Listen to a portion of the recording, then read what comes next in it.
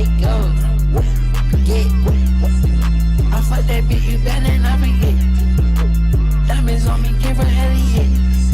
Money jumping off the building like.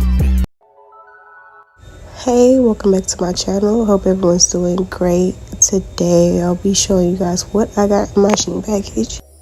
This first outfit was very cute. Like, I would wear this on the way to my nigga house, but I should have got a bigger size. I am 22 weeks currently, so I need to start buying bigger clothes, but this will be cute in the long run. Also, I'm recording this while I'm sick, so sorry if I sound a little congested. But this is outfit number 2. This is really cute. It's giving schoolgirl. Perfect for the fall weather. You know, it's the end of summer, so I had to get something cute. This is in a size small, but I should have a bigger size because, baby, my butt was popping out in the back. But I like this outfit. Now, outfit number 3 was my favorite. I can't wait till my stomach get flat. I will be wearing this in the spring and summertime. But this video is just to give you guys an idea how to mix and match your Shein clothes. Everybody got the same shit. Anyways, I'll see you guys in the next one. Take care.